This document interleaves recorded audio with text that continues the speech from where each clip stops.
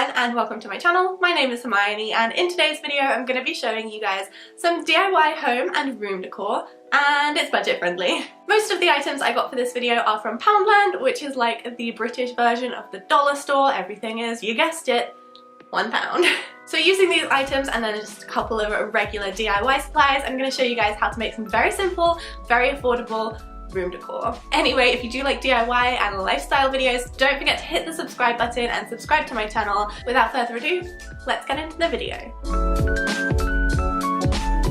First up, I'm going to show you how to make this big blanket tapestry, which makes a huge statement on a very plain wall. For this project, you will need a blanket, you'll need some wool, a copper pipe or a piece of dowel, some hot glue and scissors. This is the blanket I used, it's from Poundland, and all I'm doing is going ahead and cutting off the tassels on both ends and replacing them with my own tassels. I used a CD case to make these, so I started by wrapping my wool around the case. I did this about 40 times and snipped it off and then pulled it off the case so I had a big loop of wool like so.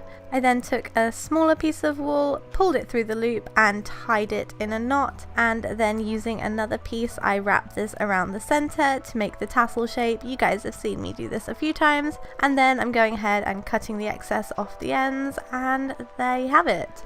You'll then need to add your copper pipe for support at the top of the blanket.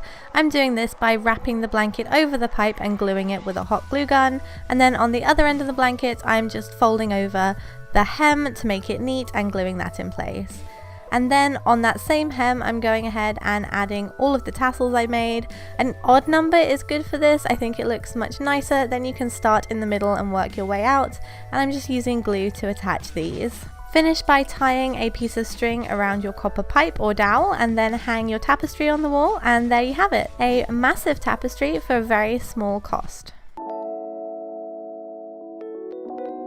Here's a fun and really cheap way to display your photos and your memories. This is a trellis from the garden section of Poundland that I have made into a photo display. So for this you'll need a trellis and you'll need some black spray paint. It's that simple. This is what my trellis looks like. These come in all different shapes and sizes, and all I'm doing is going ahead and spray painting it black. Once it's dry, add a second coat if you need it, and then go ahead and hang it up on your wall. You can use a command hook for this, and this is what it looks like before adding anything to it. Then go ahead and use mini clothespins or thumbtacks to add your pictures and memories to your new photo board. And that's it. So simple. You can also add some lights like I did, and I think this adds a really nice touch to the whole thing. Next up is a way to make a very boring mirror look much more modern and expensive. For this you will need a mirror. You'll also need some gold flecked ribbon, some paint, some Mod Podge and some tape. So this is the mirror, it came from Poundland, and I'm just using some masking tape to tape off the area that I want to spray paint. I'm also using a piece of paper to cover the inside of the mirror too. Take it outside to spray paint it. I went for gold because my ribbon is gold. And then you can go ahead and peel off the masking tape, which is the best part by the way, and get rid of any smudges using a cloth and some water. And hey, there's me in the mirror, great. All I'm doing here is adding some Mod Podge with a brush and then adding this beautiful gold flecked ribbon. I bought this in the florist actually, so look everywhere if you want to find some cool craft supplies. And then once I added the ribbon, I went ahead and put more Mod Podge on top to seal it in place. I also made sure to snip the edges at a 45-degree angle so they fit together really nicely and there was no overlap. And then once you've let that dry for a little bit, you can also go ahead and snip off the excess ribbon. Once it's dry, it should look something like this, and it just goes to show that you can find really interesting craft supplies anywhere.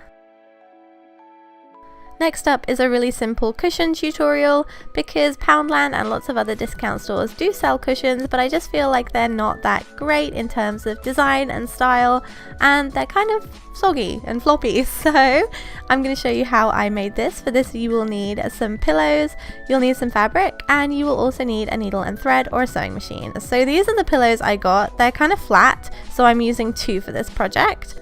I cut a piece of fabric twice the length of my pillows and 1 times the width of my pillow, and I added 1 inch seam allowance to the entire thing so it folds over in half like so and covers the pillow.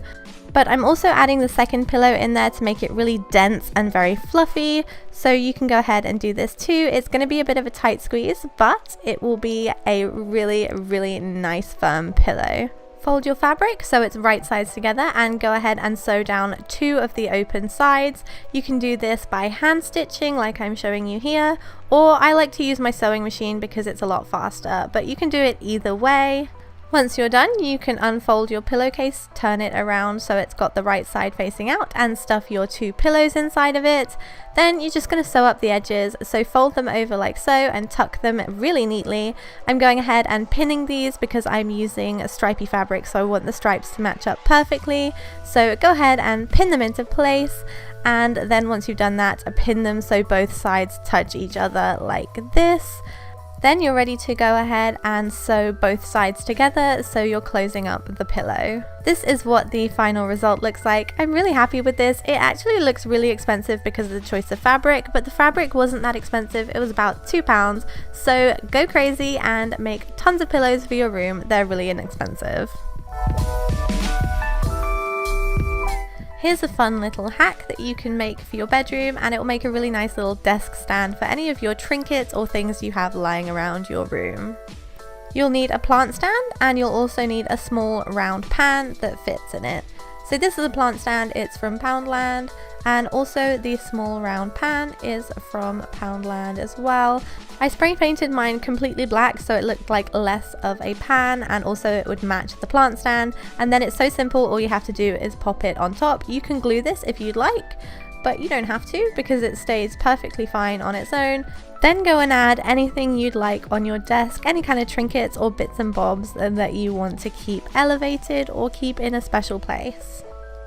That is everything for all of these DIYs. I hope you guys like them. They're very simple because there's not really much you can do with stuff from Poundland, but I don't know, I really like how they turned out. So let me know in the comments down below what the dollar store or pound store in your country is called, because I'd love to know what they're like all over the world, or what your local discount store is called. And yeah, anyway, I hope you guys have a great week, and I will see you in my next video. Bye!